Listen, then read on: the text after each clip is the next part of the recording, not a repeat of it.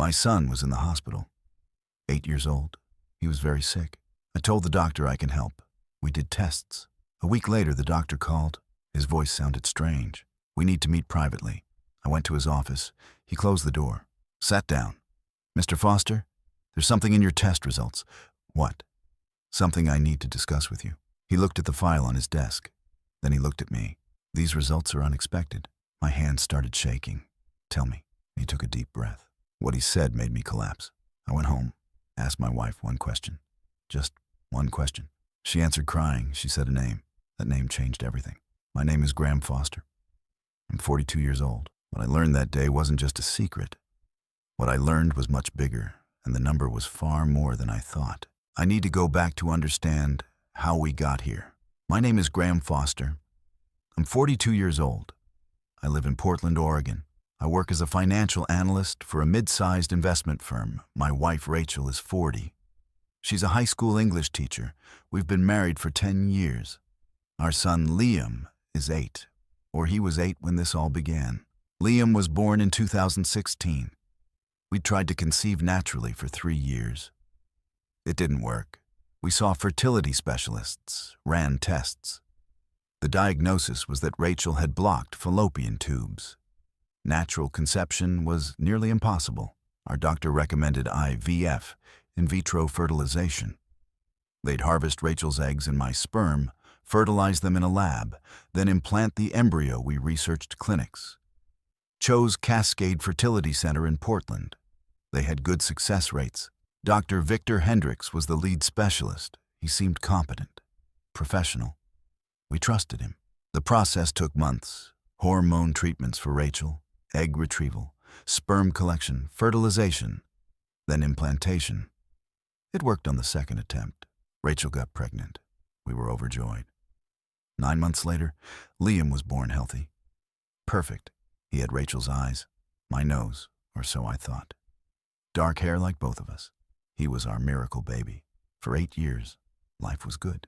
Liam was a happy kid. Loved soccer, loved reading, did well in school. We were a normal family. Then in August 2024, Liam started complaining about feeling tired more than usual. We thought it was just school starting. New grade, adjustments. But it got worse. He'd come home from soccer practice, exhausted, fall asleep at dinner. His appetite disappeared. Rachel took him to our pediatrician, Dr. Sarah Kim. She ran blood tests, called us back the same day. You need to bring Liam to the hospital. Now, what's wrong? His kidney function is severely impaired. We need to run more tests immediately. We drove to OHSU, Oregon Health and Science University Hospital. They admitted Liam. Ran extensive tests over 3 days. The diagnosis was acute kidney failure, both kidneys. The cause was unclear, possibly an autoimmune condition, possibly genetic.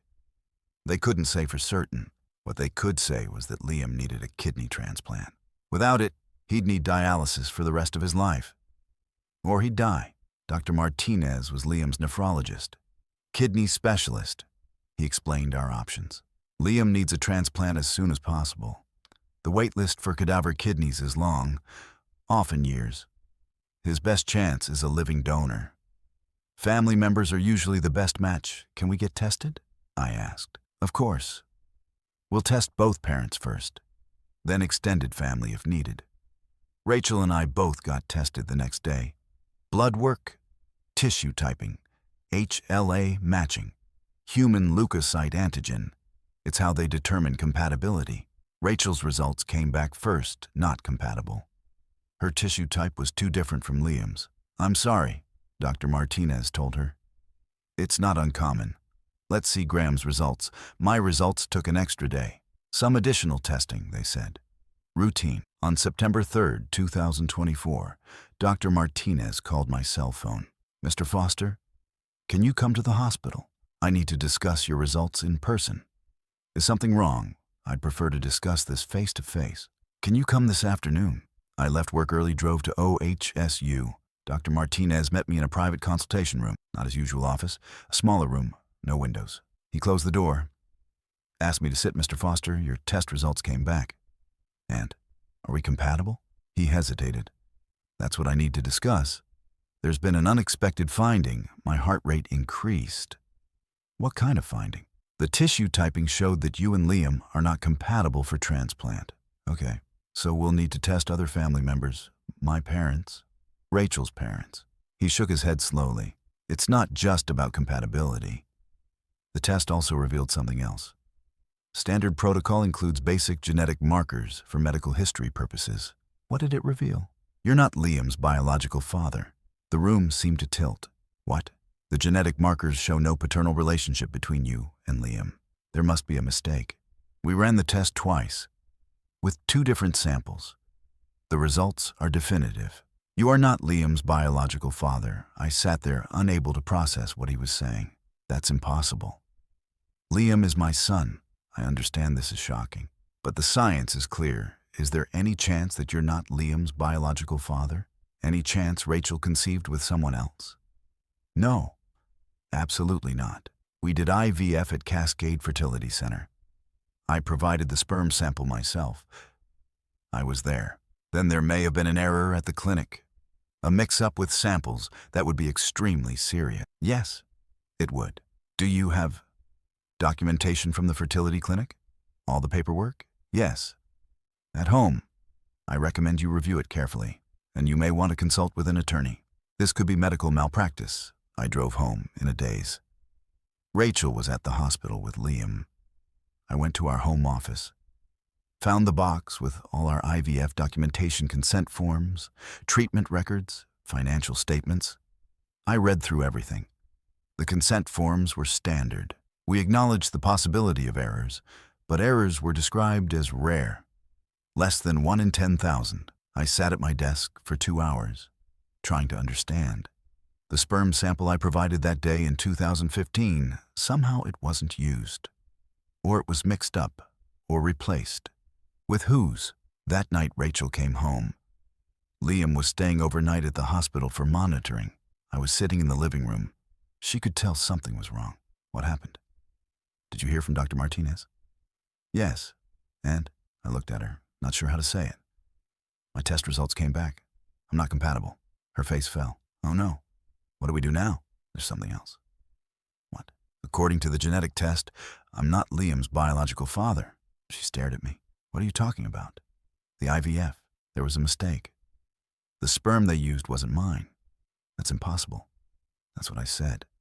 But they tested twice. The results are definitive. Rachel started crying. How could this happen? I don't know, but we're going to find out. The next morning, I called Cascade Fertility Center, asked to speak with Dr. Hendricks. He wasn't available. I left a message. Urgent matter regarding our IVF procedure from 2015. Need to speak with Dr. Hendricks immediately. He called back 3 hours later. Mr. Foster, I understand you have concerns about your treatment. That's putting it mildly. My son needs a kidney transplant. I got tested. The genetic test revealed I'm not his biological father. There must have been an error with our IVF procedure, I see. That would be very concerning if true. If true, the test was done twice. At OHSU, by medical professionals. There's no question. I'm not Liam's father, which means your clinic used the wrong sperm, Mr. Foster. I understand you're upset, but errors of that magnitude are extraordinarily rare. Our protocols are very strict. Then how do you explain it? I can't explain it without reviewing our records, but I can tell you that in 30 years of practice, I've never had a confirmed case of sample mix-up. Would you be willing to meet to review the records together? Yes. When? I can make time tomorrow morning. 9 a.m. I'll be there. I brought Rachel with me. We sat in Dr. Hendricks' office at Cascade Fertility Center. He pulled up our file on his computer. I remember your case. You had 2 IVF cycles. The second was successful. That's right.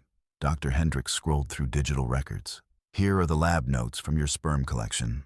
Date, time, sample ID. Everything was documented properly. Then, what happened to my sample? It was processed according to protocol. Used for fertilization, combined with your wife's harvested eggs. Then how is Liam not my biological son? Dr. Hendricks leaned back. That's what I can't explain, unless the hospital's genetic test was incorrect. It wasn't. They tested twice. Do you have any other explanation? Have you considered that perhaps there was an affair? Rachel's voice was sharp. There was no affair. We did IVF because we couldn't conceive naturally. Dr. Hendricks raised his hands. I'm not accusing anyone. I'm simply trying to understand all possibilities. Is there any way to verify what sperm was actually used? I asked. We don't keep samples from 9 years ago. They're destroyed after successful pregnancy. So there's no way to prove anything? Not from the clinic's end. But you could do independent genetic testing test other family members. See if there are any matches. We thanked him and left. In the parking lot, Rachel turned to me. He's lying. What?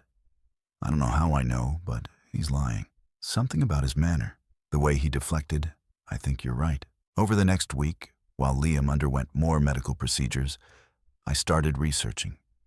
Fertility clinic scandals, medical malpractice, IVF errors. What I found was disturbing. There had been cases, not common, but they existed. Clinics that had mixed up embryos, used the wrong sperm. Even cases where doctors had used their own sperm instead of the intended donor. That last category caught my attention. Fertility fraud. It had a name. Doctors who secretly used their own sperm to fertilize patients' eggs. Why would they do that? The reasons varied. Some had God complexes, wanted to spread their genes. Some wanted to inflate their success rates if they used their own proven fertile sperm instead of potentially infertile patient sperm. Their pregnancy rates would be higher. Some were just psychopaths. I found a case in Indiana. Dr. Donald Klein, fertility doctor who used his own sperm to father at least 94 children without patients' knowledge or consent. He was finally caught in 2017 when some of his biological children did DNA ancestry tests and discovered they were related. Another case in the Netherlands, Dr. John Carba fathered at least 49 children through his fertility practice, died before facing full legal consequences. More cases in the UK, Canada. It wasn't common, but it happened. And when it happened, it could affect dozens or hundreds of families. I thought about Dr. Hendricks, his defensive manner, his immediate suggestion that Rachel had an affair, his claim that errors never happened. What if it wasn't an error? What if it was intentional? I needed to test the theory. But how? Then I remembered something. Consumer DNA testing. Companies like 23andMe and Ancestry DNA. They test your genetic code and connect you with biological relatives who've also tested. If Dr. Hendricks had done this to other patients, there might be other children out there. Other people who didn't know their real biological father. I ordered a test kit, spit in the tube, sent it back, waited. 4 weeks later, in early October, my results came back. The ancestry information was interesting, but not relevant. What mattered was the DNA relatives feature. A list of people who shared significant genetic material with me. The closest match was labeled as a first cousin. Name: Jennifer Caldwell. We shared about 12.5% DNA. I clicked on her profile. Limited information. Female. Age 34. Location: Seattle, Washington. I sent her a message through the platform. Hi, Jennifer. We're showing as first cousins on 23andMe. I'm trying to understand my family tree. Would you be willing to chat about our connection? She responded 2 days later. Hi, Graham. I'm actually quite confused by our match. I know all my first cousins. You're not one of them. I've been finding a lot of unexpected matches lately. Do you know if anyone in your family used a fertility clinic in Portland? My jaw dropped. Yes. I was conceived through IVF at Cascade Fertility Center in Portland. Me too. Same clinic. Same year, actually. 2015. I was born in early 2016. My son Liam was born in 2016 too. Through the same clinic. Graham, I think we need to talk. By phone. She gave me her number. I called immediately. Graham, this is Jennifer. Jennifer, thank you for talking. I'm trying to understand what's happening. I think I know what's happening, but it's going to sound crazy. Try me. I did a DNA test last year, just for fun. Found a bunch of relatives I didn't recognize. Started messaging them. Turns out we all have one thing in common. We were all conceived at Cascade Fertility Center, all around the same time frame. 2014 to 2016. How many of you? So far I've found 23, Including you. That's 24. My hands went numb. 24 people, all conceived at the same clinic. Jennifer continued. We started comparing notes. All our parents did IVF. All of them were told the father's sperm was used. But genetic testing shows we're all related to each other. Half siblings, which means we all have the same biological father. And it's not any of our legal fathers. Do you know who it is? Not for certain. But we have a theory. One of us, a guy named Marcus, he did some investigating. Found out that Dr. Hendricks had worked at that clinic since it opened. He's the common link. We think he used his own sperm for dozens of IVF procedures without telling anyone. Why would he do that? Marcus thinks it's a God complex, wanting to spread his genes. Or maybe just knowing his sperm would work and wanting to boost his success rates. Have you reported this? To who? We've talked to lawyers, but it's complicated. Most of us are adults now. The statute of limitations has passed for a lot of the potential crimes, and proving it definitively requires Dr. Hendricks to give a DNA sample, which he's refused. You can get a court order, we're working on it, but it takes time and money. We've started a GoFundMe for legal fees. I just found out about this last week. My son needs a kidney. That's why I got tested and discovered I'm not his biological father. Oh my God, Jennifer was quiet for a moment. Graham, if you're looking for a kidney donor, and if Dr. Hendricks is Liam's biological father, then we might be able to help. What do you mean? All 24 of us that I've found were Liam's half-siblings. We might be compatible donors. I started crying. I couldn't help it. The idea that strangers, people I'd never met, might save my son's life. It was overwhelming. Jennifer, I don't know what to say. Don't say anything yet. Let me talk to the group. We have a private Facebook page. I'll post about your situation, see if anyone is willing to get tested. Thank you. I can't thank you enough. We're family, Graham, even if we didn't know it. That's what family does.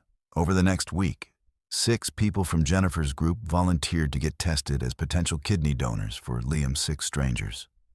All conceived through Dr. Hendricks' fraud, all technically Liam's half-siblings. The tests were done at OHSU. Dr. Martinez coordinated everything. 3 days later, he called me with news. We have a match. One of the donors is compatible. A woman named Sarah Torres. She's 28. Lives in Eugene. She's willing to donate. I broke down sobbing on the phone. When can we do the surgery? We need to do a full medical and psychological evaluation first. Make sure Sarah is healthy enough to donate and that she understands the risks. But if everything checks out, we could schedule surgery within 4 to 6 weeks. Thank you. Thank you. I also want you to know that I've reported the situation to the medical board. Dr. Hendricks did what you suspect. It's a serious violation. There will be an investigation. 2 weeks later, I met Sarah Torres for the first time. She came to Portland to complete her medical evaluation at OHSU Rachel, and I took her to coffee. Sarah was small, maybe 5'3", dark hair, bright smile. She worked as a nurse in Eugene. Thank you for doing this. I don't have words to express how grateful we are. Sarah smiled. I'm glad I can help. When Jennifer told me about Liam, I didn't even have to think about it. Of course I'd get tested. Do you have kids? Not yet, but I want them someday. And if Dr. Hendricks really is my biological father, then Liam is my half-brother. How could I not help? Have you met Dr. Hendricks? No. My parents used the clinic. They were told my dad's sperm was used. They still don't know the truth. I haven't told them. Why not? Sarah looked down at her coffee. My dad had cancer 2 years ago. He beat it. But he's not in great health. I don't want to stress him with this. I don't want him to think he's not my real father. He is my real father. Just not genetically. I understood. The surgery was scheduled for November 15th. 2024, Sarah would donate 1 kidney to Liam. OHSU covered all her medical expenses as part of the transplant program. The day before surgery, the attorney I'd hired called Mr. Foster. I have news. The medical board has accelerated their investigation. They've subpoenaed Cascade Fertility Center's records, IVF cases from 2010 to 2020. That's good. It's very good. It means they're taking this seriously. There's more. The district attorney's office is also involved now. They're considering criminal charges against Dr. Hendricks. What charges? Potentially fraud, medical battery, sexual assault, depending on how the law interprets using his sperm without. How long until we know something? These investigations take time. Months, maybe a year, but it's moving forward. The surgery went perfectly. Sarah donated her kidney on November 15th. Liam received it the same day. Both surgeries took about 4 hours. Recovery was harder for Sarah than for Liam. She was in the hospital for 5 days, Liam for 7. But by Thanksgiving, both were home and recovering well. Liam's new kidney was functioning beautifully. His color came back, his energy returned. He started acting like a normal 8-year-old again. Sarah became part of our family. She came to Portland twice a month to check in, spent time with Liam. We invited her to Christmas. She brought her parents. It was awkward at first, but Liam was alive and healthy. That's what mattered. The investigation into Dr. Hendricks moved faster than expected. In January 2025, the district attorney announced charges. Dr. Victor Hendricks was indicted on 38 counts of fraud and medical battery. The investigation had revealed that between 2010 and 2018, Dr. Hendricks had used his own sperm in at least 38 IVF procedures, without consent, without disclosure. 38 families thought they were conceiving children with the intended father's sperm. Instead, Dr. Hendricks had substituted his own. The news broke nationally. Major networks covered it. Fertility fraud. The doctor who fathered dozens of secret children. Cascade Fertility Center immediately shut down. The medical board revoked Dr. Hendricks' license. He was arrested and released on $500,000 bail. Jennifer's Facebook group exploded. Dozens more people came forward. I think I'm one of his children too. My parents used Cascade. I was born in 2014. By February, the count was up to 57 confirmed biological children of Dr. Hendricks. 57 families who thought they knew who their father was, now learning the truth. Some families were devastated. Marriages broke apart. Fathers who'd raised these children felt betrayed. Mothers felt violated. The children, now adults or teenagers, struggled with identity. Who am I if my father isn't my father? Am I still part of this family? Other families handled it better. The man who raised you is your father. Biology doesn't change that. For Rachel and me, it was complicated. I loved Liam. He was my son. DNA didn't change that. But every time I looked at him, I saw Dr. Hendricks, the man who'd violated us, who'd stolen my chance to have a biological child. Rachel struggled too. She felt guilty, even though she'd done nothing wrong. She'd trusted her doctor. We both had. Dr. Hendricks' trial began in April 2025. The prosecution built a devastating case. Medical records showing Dr. Hendricks had personally handled sperm samples in all 38 cases. Records that had been falsified to make it appear proper procedures were followed. Testimony from lab technicians who'd seen Dr. Hendricks in sample rooms at odd hours. Testimony from adult children who'd done DNA tests and discovered the truth. And the key evidence, a court-ordered DNA test of Dr. Hendricks himself compared against all 57 suspected children. All 57 were confirmed matches. Dr. Hendricks was the biological father of all of them. The defense tried to argue that fertility fraud wasn't technically illegal in Oregon at the time, that while unethical, it didn't constitute a crime. The prosecution countered that fraud was fraud. Medical battery was battery. By using his own sperm without consent, Dr. Hendricks had violated his patients' bodies and autonomy. In June 2025, the jury deliberated for 3 days. Verdict: guilty on all 38 counts. Sentencing was set for August. The judge could give anywhere from probation to 20 years in prison. While we waited for sentencing, the civil lawsuits began. All 57 families filed suit against Dr. Hendricks personally and against Cascade Fertility Center's insurance carrier. Damages for fraud, medical malpractice, emotional distress, violation of reproductive rights. The amounts varied. Some families asked for $1 million. Others asked for $10 million. Our attorney recommended we join the lawsuit. You and Rachel were victims. Liam was victimized. You have a strong case. How much should we ask for? That's up to you. But consider the lifelong impact, the medical costs, the emotional trauma. Liam will grow up knowing his biological father is a criminal that has value. We asked for $3 million. In August 2025, Dr. Hendricks was sentenced to 15 years in prison. The judge was harsh. You violated the trust placed in you by vulnerable families desperate for children. You played God with people's most intimate and important life decision. Your actions have caused immeasurable harm to dozens of families. You've broken apart marriages, traumatized children, destroyed faith in the medical profession. 15 years is the maximum sentence I can impose. It's not enough for what you've done, but it's what the law allows.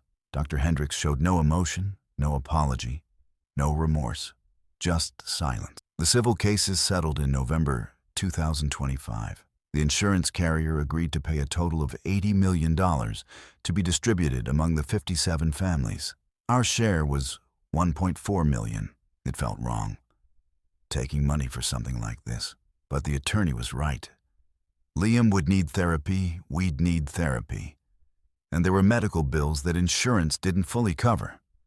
Most importantly, we wanted to put it behind us. The settlements included non-disclosure agreements. We couldn't talk publicly about the case or the settlement amount, but we could talk to each other. The other families, we'd become a strange, unwanted family. 57 half-siblings who'd never have existed in this form if not for one man's God complex. Jennifer organized a gathering in December 2025. All the families were invited. It was held in a large community center in Portland. I wasn't sure if we should go. Rachel thought we should. Liam needs to meet his biological siblings. He needs to understand in this. We went. The room was full. Probably 100 people, adults, teenagers, children, parents, all connected by Dr. Hendricks' crimes. I met people I'd seen only on Facebook, put faces to names. Jennifer hugged me. How's Liam? Thriving, all thanks to Sarah. Sarah was there too. She'd brought her parents. They knew the truth now. Her father, Mark, approached me. I wanted to thank you. For what? For loving my daughter. For letting her do this. She saved your son's life, but you gave her a chance to be a hero that takes trust. Mark's eyes were wet. Sarah is my daughter. Always will be. Nothing changes that. I shook his hand. You raised an amazing person. At one point, someone proposed a toast. To unlikely family, to survival, to moving forward. Everyone raised their glasses. Liam was playing with some of the other younger kids, laughing, running around. He didn't fully understand yet. He knew he was sick, knew Sarah gave him a kidney, knew his biological father wasn't me, but he was 8, almost 9. The full weight of it wouldn't hit him for years. That night, after we got home and Liam was asleep, Rachel and I sat on our back deck. You okay? She asked. I think so. Are you? I don't know. I keep thinking about all those families, all those kids. Some of them are happy. They've integrated it into their lives. Others are struggling. Marriages ended. Identities shattered. Rachel nodded. Do you think Liam will be okay? I think so. He's got us. He's got Sarah. He's got a huge extended family now, whether he wants it or not. She laughed a little. Silver lining? I guess. I don't hate Dr. Hendricks. I don't have energy for that. I just feel sad. Sad that this happened. Sad for everyone affected, but grateful too. Grateful that Sarah was compatible. Grateful that Liam is alive. Grateful that we have each other. Rachel leaned her head on my shoulder. We sat there for a long time, watching the stars, thinking about everything that had happened. Everything that had changed. Everything that would never be the same. It's been a year since Liam's transplant. He's 9 now, healthy, thriving. His kidney function is perfect. He plays soccer again, reads constantly, makes us laugh. He knows the full story now. We told him earlier this year, sat him down, explained everything, age-appropriate but honest. You know, Sarah gave you her kidney. Yes. Well, Sarah is your half-sister, biologically. Because the doctor who helped us have you made a mistake. He used his own sperm instead of Daddy's. Liam processed this. So Graham isn't my real dad? I am your real dad. I've been your dad since the day you were born. I'll always be your dad. Biology doesn't change that. Liam thought about this. So I have a lot of half-brothers and half-sisters I didn't know about? Yes, about 57. Whoa, that's a lot. Yeah, it is. Is that cool or weird? Liam shrugged. Kind of both. We stay in touch with many of the families, Jennifer especially. She's become a close friend. A few of the others we see regularly. Most we only connect with online. Liam has met about 15 of his half-siblings in person. Some are adults, some are teenagers. A few are around his age. He's particularly close with a girl named Emma. She's 10, lives in Seattle. They video chat every week. Sarah visits once a month. She's become Aunt Sarah to Liam. She's dating someone now, a teacher from Eugene. We've met him. He's good for her. She's talking about moving to Portland next year. She says it's for work, but I think it's partly to be closer to Liam. We don't mind she's family now. Dr. Hendricks is serving his 15 years in a federal prison in California. I've had no contact with him. No desire to. Some of the other children have written him letters. Angry letters. Hurt letters. He's never responded. I think about him sometimes. Try to understand what drove him to do what he did. Was it a God complex? Desire to spread his genes? Simple arrogance? I'll never know. And honestly, it doesn't matter. What matters is the here and now. Liam is alive and healthy. Rachel and I are working through the trauma with a therapist. Our marriage is stronger than it was before. We've processed the grief, the violation, the loss of what we thought we had. The settlement money is in a trust for Liam's future. College. Medical expenses, if needed, whatever he wants. We're living modestly. Same house, same jobs, same life, just different. I coach Liam's soccer team now. Watch him run across the field fast, strong, alive. Sometimes I catch myself looking for resemblances. Does he have my expressions? My mannerisms? Then I remember it doesn't matter, he's mine. Not because of DNA, but because I've been there every day. Every scraped knee, every bedtime story, every homework struggle, every laugh. That's what makes someone a father. Presence, love, commitment, not genetics. Liam will face challenges, I know that. When he's older, he'll have questions, identity issues. Maybe anger, maybe confusion. We'll be there for him. So will his half-siblings. So will Sarah. He's not alone in this. None of us are. That's the strange silver lining to this nightmare. We've been connected. 57 families who should never have been related now form a kind of extended family. We have reunions, a Facebook group, inside jokes, support when someone is struggling. It's not what any of us would have chosen, but it's what we have. And we're making the best of it. Last week, Liam asked me a question. Dad, are you sad that I'm not your real biological son? I pulled him close. Liam, you are my real son, in every way that matters. The only difference is our DNA. And DNA is just information. It's not love. It's not family. It's not what makes you who you are. You make me who I am. You and Mom? Yes, we do. And we always will. He hugged me, then ran off to play video games. Normal 9-year-old behavior, as it should be. I watch him go. My son. Not biologically, but in every way that actually matters. Dr. Hendricks took something from us. He violated us. Betrayed our trust. But he didn't destroy us. We're still here. Still a family. Still moving forward. And Liam is alive. Healthy, happy. That's all that really matters in the end. Not the DNA. Not the betrayal. Not the money or the lawsuits or the media attention.